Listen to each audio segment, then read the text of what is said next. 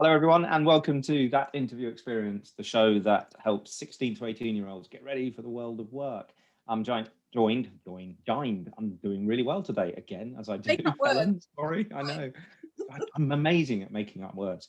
But I'm joined, as always, by the brilliant, the special, and the far cleverer than me, Helen Sanders. How are you, Helen? Stop it now. Takes one to know one, Ash. I'm awesome. Thank you. Really good to join you. Excellent. I'm looking forward to today because today we're going to go delve into the world of HR. And I think that's going to be a really interesting perspective because there are lots of people who have an opinion on the HR practitioners in this world. And you know my I won't say it because I think it'll well, be you need unfair to say it now. You well, can't okay. So I was once told that being in human resources is quite ironic because they're neither human nor resourceful. And I can vouch that our guest today is human and extremely resourceful. I'm very happy to be proven wrong. Very happy to be proven wrong. So on that note, because obviously it's a great way to introduce somebody in the HR industry, Chris Sheppard, how are you? I'm fine, thank you. Thanks for the warm introduction, I think. Oh, yeah. Actually, it's really nice to be able to get a chance for someone who wants to speak to HR because we are the bogeymen in the organisation. There is that. So, Chris, do you want to just tell, I mean, obviously you're in HR, but do you want to just let listeners and watchers know just a bit of background, so just contextualise the conversation that we're going to have so that people kind of know your viewpoint, where you're coming from, why what you have to say is relatable and important. So do your pitch, Chris. Okay, well, thank you. HR only ever gets roiled in an organisation sometimes when someone's done something that they shouldn't do. So to actually be able to get to listen to an HR person who's not in telling off mode is quite special. Yeah. And we're not actually, I just want to let it out there, that's not our role. Our role is to make people feel welcome. You know, it's this, we are like the aunties of the organisation. If you've got an issue, we do that. But we can also be that fun auntie that you think, oh, great, that you never know what they're going to get up to at Christmas. Or we could be the auntie that you think, oh, God, she's coming again. Hi, because she's going to try and kiss me. So those sorts of things. So it's just to give you an introduction of what we look for when we're helping business owners. Because sometimes a business owner wants to bring on new people into their organisation. And Helen, no doubt you've talked about this many times, but they don't actually know what they want to do with them, but they just really want to help, and they want to help people start off in their working journey. Yeah. So that's what I want to sort of talk to you about today. So I've been doing HR for 30 years. We have seen many young people come into the organisation. We've seen people that have come into the organisations a lot older. So do you know what? Every single person is treated the same, or should be. Mm-hmm. Yeah. That's a really good point. Yeah. Another podcast, Ash, is what Auntie gets up to at Christmas, but maybe or cocktail parties. Or cocktail parties. Oh, yes. Virtual cocktail parties. I'll make a note. Okay. Disclaimer, if it stays at Christmas, if it's a Christmas cocktail party, whoa, that could be a 3-parter. that could be fun. Looking forward to it. Yeah. Let's start with a really kind of simple question, I guess, but it's one that's really opened up some really interesting discussion as we found out in previous episodes. So what do you when you're recruiting and you're going through that process, and you're so you're maybe representing an organization, you're helping with that process, or even within your own organization, in terms of young people entering the world of work, perhaps thinking about either a career in HR, which is possible, I guess, or not, I would have done it because I'd be useless, or you're working on behalf of another organization. What are you looking for? What are the kind of standout characteristics that you think, that's a person that I want in this organization? What are the big green bells that ring? Curiosity. Curiosity. Yeah. Okay. Love it. Not to accept the given. Because it's happened for the last 25 years doesn't mean to say that's how it should continue. So to be able to have that ability to bring a fresh pair of eyes. Because everyone has a voice, everyone has a value.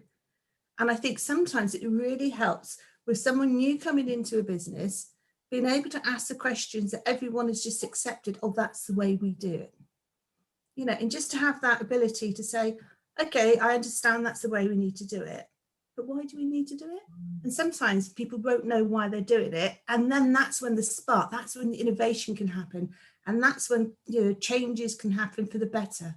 Yeah. So I think curiosity is something it's good. It's just like putting your hand up when you were younger in class and say, you know, challenging something. So challenge and curiosity is slightly different. Curiosity is when you want to sort of know more, but you're saying it because you're genuinely interested. Challenge may be, you know, just the fact that, you know, challenge is for challenge sake and you like to have that debate. But curiosity, I think, is a really key thing. So I'd be looking for curiosity, especially in HR, because if someone comes into an organization and they're very, very quiet and they just carry on with what they're doing, that, you know, to some people that might be absolutely fantastic, and that's, you know, that's what they're employed to do. So why would you want them not to do anything else? However, but if you've got that curiosity, to me, that says that there is that appetite and that desire to want to learn more, to do better, to be part of and be inclusive. And I think if you don't have that ability to be able to have that interaction, it's quite easy to go along the tide of what everyone else does. Yeah. So if I go on, Chris. No, go on. No, Ash. I was going to say I know what you're going to ask, so you go ahead and ask it. Okay. Oh, okay. You want to say it at the same time? Let's see if we're really. No, I'm not that confident. Okay. So, what I was going to ask, let's see, drum roll, is curiosity is absolutely up there, isn't it? In terms of one of the things that we want to see from younger people, especially coming in, well, anyone coming into our businesses. How, if I'm 18, how do I show you that on a CV? Because CV is the norm. I know, Chris, you and I are on the same page. Well, actually, well, we don't like CVs, but we accept they are part of the process. So I'm 18. I mean, that's taking us back a long way, but I'm 18. I'm applying to you to join Comlers HR. How do I show you that I have that curiosity? Oh, that's a really good question. Because that's the question that actually, if we can find the answer to that question, irrespective of the field, I think that's going to have the greatest impact on people. Oh yeah, absolutely. I can see how that would happen. You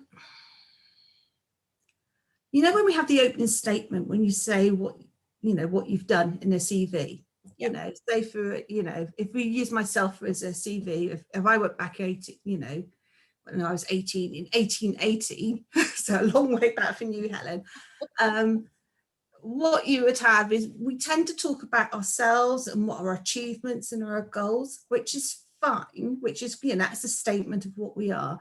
But if we can show that we're curious, that, you know, from that, and I think the way you'll do it is, I really like what we do in an organization. However, I'd like to really get to understand the true organization and how I can really make an impact working with you.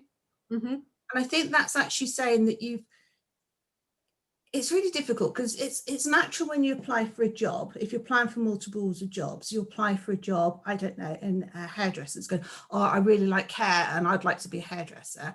And then you would apply for, I don't know, working as a plumber. I'm really interested in plumbing. You may not necessarily be truly interested, you just want to work. Yes. So I think, but if you can then say that, you know, you've got a bit of you want to know about the organisation, truly understand it, to me, that would make me think, I don't see that very often. So I'd like to know a little bit more about that person. So they've shown their curiosity by using Google. Google is your best friend when you're looking for a job. So you go to Google, you find HR companies in Maidenhead, and you whittle it down to ones that excite you, where their language, their branding, website excites you. And because it excites you, it clearly resonates with you. So therefore use that same language in that opening. I call it the sales pitch. That's your lines. So then instead of saying, I am really interested in being an HR administrator, that's where most people in HR start, isn't it? I'm really interested in being an HR administrator. And I feel that my communication skills, although I'm lacking today, my communication skills will help a company like yours because, and then use some of the language that they use. Absolutely. And if a company has a why, because sometimes companies will have their vision or their mission or their why they do what they, remember your why, fantastic. Other in the alphabet are available. Yes. But yeah, if the company has got about their why, so my webpage will have about why I started up the business, why it's important to me to work in family businesses. So if you've got that, then, you know, we all have a why. We just don't necessarily know what it is at the moment. So, you know, if that resonates with you when you're reading about someone's website or whatever, just mention it. It's not suck up. It's not, oh my God, you're amazing, I want a job. It's actually, I've read it. And you know what? I haven't just skipped through the bits that could get me a job. I actually am interested and I really like to understand why, or that may resonate with me. Yeah. One of the things that Helen and I have talked about is, you know, certain interview questions, and we'll come on to that in a moment. But I remember sort of Helen's face when I said one of my favourite interview questions is, tell me something about my company. And I always lead with that. It's the first question I'll ask. And I've done this with like a dozen people in a room, and I've just said to them, look at Chris. Chris is covering her face. Tell me something about my company, because if they can't be bothered to do some research and find out about me, then there's no curiosity. There's no, okay. and it has to be a two-way street. I want them coming into the room going, your company excites me. I want to be a part of that. This is how I want to make a difference. This is how I want to be part of your why and your mission. And if they can't even tell me what I do. Okay, so here's my take on that, Ash. It's not that I don't like the question. It's the fact that you lead with it. I know, because I'm awkward.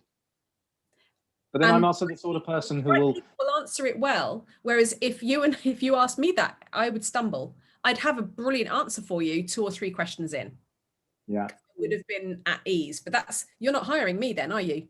You're hiring someone who can answer that off the bat. Yeah. Okay. But then I wouldn't turn up in an interview without, and we used a phrase in an earlier episode, without kind of content gorging that business that I wanted to be a part of. Yeah, great phrase. Yeah, isn't that great? Told you it was cool. Yeah, cool. So I'd want to know everything about that business. I'd be following them on LinkedIn. I'd be stalking them on Facebook. That's the curiosity, isn't it? Yeah. And you could actually say, I've been stalking you. Yeah. That's probably the only time you can get away with it, by the way. So, yes, good job. Don't do it when you're actually employed, because that's a bit weird. Yes. And then HR will get involved, and you all know what HR like. Yeah. What do you the flip side of that then is, what do you hate to see in a CV? I personally, just a bland listing of, you know, this from this date to this date, I did this. From this date to this date, I did this. And it's just bullet points. And I know it's difficult, and no one's ever sort of trained to do that, really. I mean, when I was at school, we never, ever were trained to put some CVs. CVs just wasn't there. We just had to write a letter of what, just a letter to someone. And actually, to a certain degree, I think that was quite a good ability, because you actually had to show yourself. You had to turn up as yourself in that letter, as opposed to listing. Now, sometimes you might not have much on your CV to go for. So if you've not worked at all, what do you put on the CV? Because traditionally, people think, oh my God, it's got to be pages and pages. Well, Helen will tell you, and we'll start with Ash, oh my goodness, if it's too long, that's it. It's just too, unless you really, really like that CV reading process. I don't get past the first statement if it doesn't grab me. And the CVs that lead with name, address, date of birth, contact number. Well, if I want that information, I'll ask you for it, or it'll be at the end. Put that in the footer. Hit me. Yeah, hit me with something that is relevant. I know it's really selfish, and I am coming at this from a small business perspective. Hit me with something that says you have thought about my business and where you fit. So if they lead with, well, you need your name first of all, and also top tip, don't put your name in the header, because when you send your CV across to a recruiter, for example, that will inherently go into a database, and if it's in the header, the database can't recognize it. So it has to be at the top of the CV, but put all the comms in the footer, and if it is 2 pages, make sure it has to be on both pages. So knowing you, Ash, if they've got an Arthur Ashe or a tennis legend quote leading about being knocked down and getting back up again, something like that, would that grab your attention more so than an opening sales pitch? Yeah, I all I want is, if somebody really wants to work with us, it's not hard to go and look at my podcast, my YouTube channel, my website, read my book. I mean, you can just buy it on Amazon. It's not hard, or I'll send you a copy for free. But it's it's not difficult to access the content that we have, and get an understanding of what we're about and what we're trying to do and who for, and reflect that in your opening salvo, because it's going to grab my attention. Because you've thought about it. And what I don't want to see, and I love your view on this, Chris, what I don't want to see is, I don't want to get the same CV you sent to 9 other people. Yeah, absolutely. Because I'm special. Yeah. And actually, if you have checked out whoever's going to be interviewing or the company, and if you've checked them out on LinkedIn or whatever, you'll be able to have a look about what they say about themselves. It shows you a little bit about their behavior and what they'll be really attention grabbing. So you might, as you say, it's the language we use. It's so rich that we have an amazing language, and if we use it well. What about once we get past the CV? So you've had 100 CVs, 200 CVs, you've chosen some people to interview. What's your favorite interview question? Ooh. What's your favorite biscuit? If you were a biscuit, what would you be? No way. Yes. Really? Yeah. Ooh. Okay, so if you're a biscuit, Chris Sheppard, what would you be? I would be a custard cream. Yes, you would. You're so like to support people. But it's a really difficult. It's a strange question. It takes you off guard, but you get to see a little bit more, and it's a bit of a relaxing one. So it's a bit like if we do Who's Dating a Millionaire. Question 1: what's your name? You've got £100. You're on your way. Can I ask a friend? Yeah, ask a friend. Yeah. Is a Kit Kat a biscuit? Yeah, don't even. Jaffa Cakes, come on. Jaffa Cake. Well, the name's in the... Yeah, there is a great big legal, of course, that can be debates and all those sorts of things. So, I'll tell you what, our answers in the comments. Is Jaffa Cake a biscuit or a cake? Do you know what? Yeah, absolutely. And what is your favourite biscuit? And what's the best biscuit you've used for dunking? Do you dunk or not to dunk? Oh, goodness. Oh, no, we never do that. That's a really good question. That's a good interview question. Yeah, Kit Kat, how do you eat your Kit Kat? Do you nibble the chocolate round?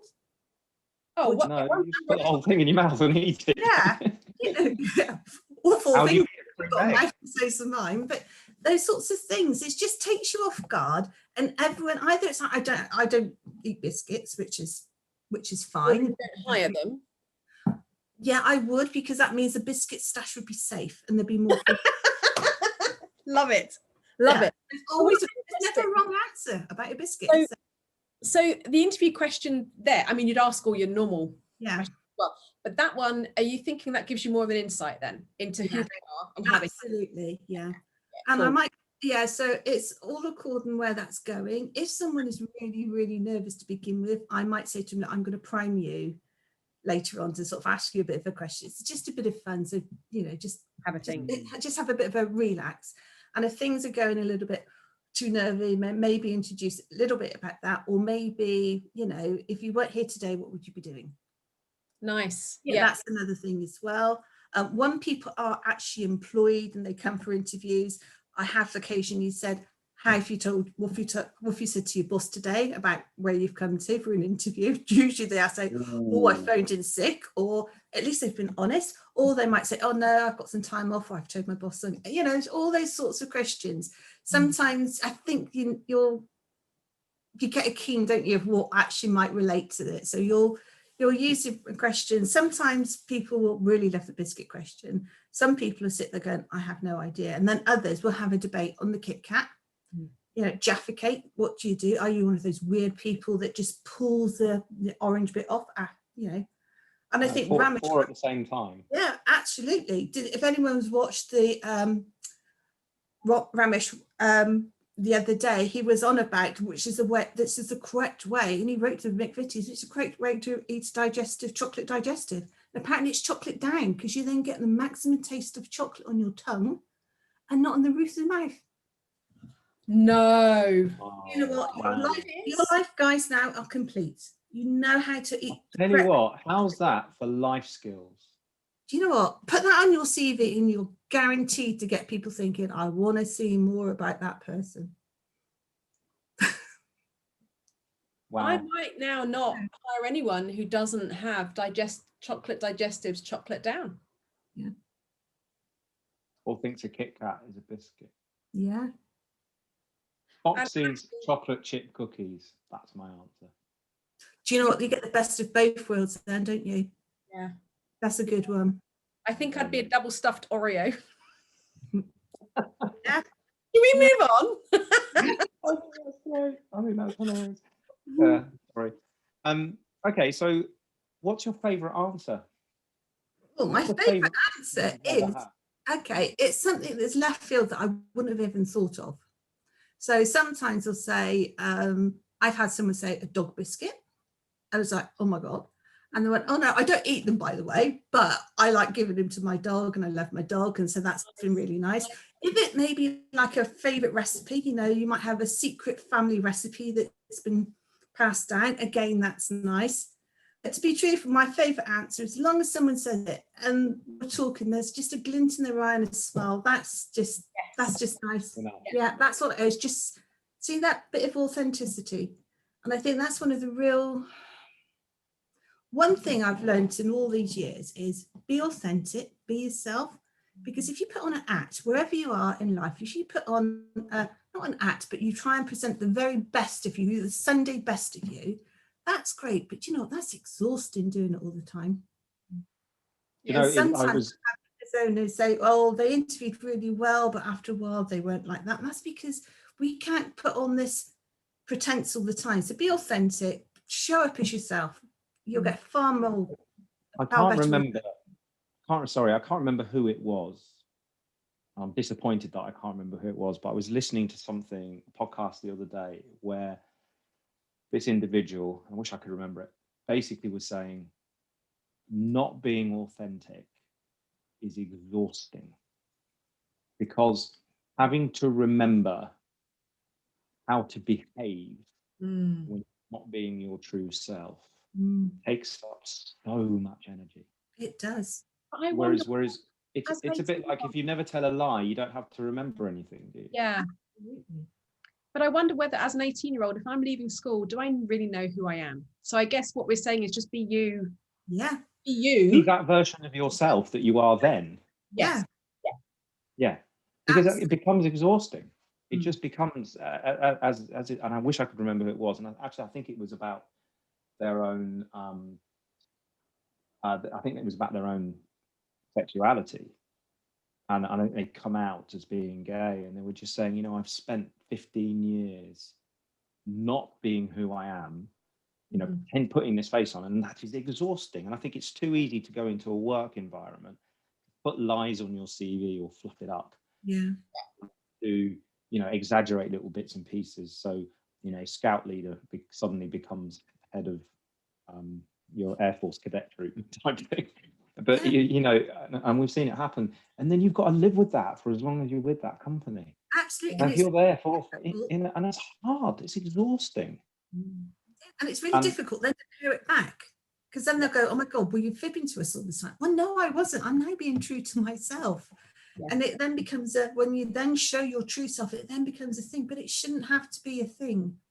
Be the person you are, not who you think the employer needs you to be. Yeah, that's fine. Chris, this has been amazing. And I've learned so much about digestives and biscuits as well as what people want in an interview scenario. Absolutely. You know what? I think it should be a TikTok trend now to see how to eat your biscuit. We'll be led by Upside you, down Chris. Yeah, I'm going to go off now to go and raid the biscuit tin. Lovely speaking to you all. And good luck everyone with whatever you decide to do. You know, you'll smash Thank it you very yourself. much. Thank you.